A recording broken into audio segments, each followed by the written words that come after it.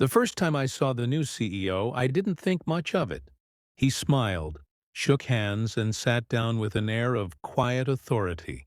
By the time the introductions ended, I realized the smile was the last concession of patience I would see that day. Minutes later, I was being told I was no longer needed. Not in anger, not with drama.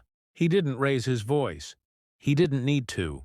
A simple statement, delivered with the confidence of someone who assumed ownership of everything immediately. Your role is no longer part of the company's strategic direction. That was it. No discussion. No acknowledgement of the work I had quietly built over years. No curiosity about the systems I maintained, the processes I had refined, or the people I had supported. Just a sentence, clean and decisive. As I handed over my badge and my laptop, the strangest thought came to me.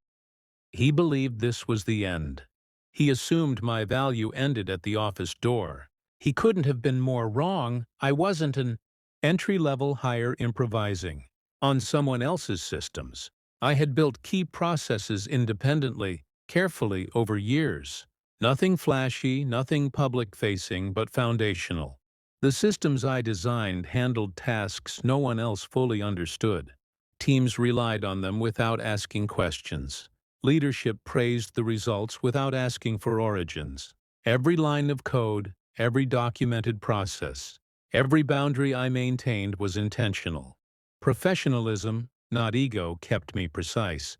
The company benefited from the stability they hadn't earned themselves, and I benefited from purpose, until that purpose became invisible. When the CEO dismissed me, he assumed the work belonged to the organization automatically. He never asked. He never verified. I didn't correct him. Sometimes clarity is more powerful when it arrives silently. After the shock passed, curiosity replaced emotion. I pulled up old emails, revisited contracts, and traced timelines with the same methodical precision I once used to debug systems. What I discovered wasn't shocking, but it was illuminating. The work I had done predated my formal role. It had never been commissioned, never formally assigned. It had been used casually, assumed as company property, never formally transferred. The legal language was vague because no one expected conflict. Authority often breeds blind assumption. Slowly, the narrative shifted. I hadn't been removed from something I owed the company. I had been removed from something they depended on. And that difference mattered, not emotionally but strategically. In the quiet realization of that distinction, leverage began to take shape without noise. I didn't make threats. I didn't send fiery emails. I watched. Within hours, small problems began to appear. Processes slowed. Updates failed silently. And tickets multiplied without obvious cause. Engineers patched issues. But they were circling the absence of the foundations I had built. Meetings stretched longer. Decisions lagged. Confidence eroded. The CEO's certainty, once effortless, began to falter in subtle ways. I heard about it secondhand, not with satisfaction but confirmation. This wasn't revenge. It was inevitability unfolding. Organizations that treat skilled contributors as interchangeable often forget that institutional knowledge exists quietly inside individuals. The loss isn't immediate. It's friction, delay, confusion, and that friction cannot be easily diagnosed. Observing it taught me an important lesson. Power that doesn't understand its dependencies is borrowed, fragile and temporary. By the end of the day, the call came. Polite, careful, tentative. The tone alone confirmed what was happening. Questions replaced assumptions. Clarifications replaced commands. And I answered them calmly with facts, not emotion. I didn't frame this as a confrontation. I framed it as truth asserting itself. The work I had created now defended itself externally. There was no argument because no ambiguity remained.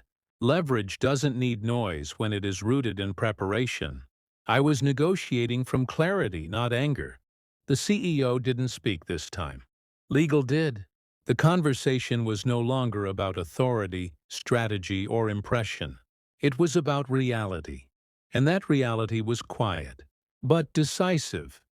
People call this revenge, but the word misrepresents what happened. Revenge is emotional. This was structural. I wasn't trying to punish. I was protecting something I had created. The outcome wasn't dramatic. There were no headlines, no courtroom battles, no spectacle. Just boundaries reasserted and options reclaimed. I declined some proposals, accepted others, and walked away when terms didn't align. The power wasn't in forcing recognition. It was in no longer needing it. The CEO, with all their early decisiveness, faded into irrelevance because authority without comprehension is fleeting. What remained was far more valuable: autonomy. The knowledge that my work had weight independent of anyone's title, that I could choose where, how, and with whom it lived. Looking back, the firing wasn't betrayal. It was revelation. It showed how easily organizations confuse contribution with compliance. Titles expire, roles change, but ownership, clarity, and self-respect compound quietly over time. The lesson isn't about corporate drama or dramatic revenge. It's about understanding where your real leverage lies and refusing to let others define it for you. The quietest, most powerful responses are patient, prepared, and inevitable. Sometimes the moment you're dismissed is the exact moment you stop, giving your best work away to people who never bothered to understand it. That moment, as small and silent as it seems, can define the trajectory of your career, your confidence, and the control you hold over your own life. The CEO's first day of authority revealed one truth I had always known: real influence doesn't come from titles, announcements, or rapid decisions. It comes from depth, preparation, and ownership. And when structures crumble around untested authority, the quiet, patient, informed individual often emerges not just intact, but in control.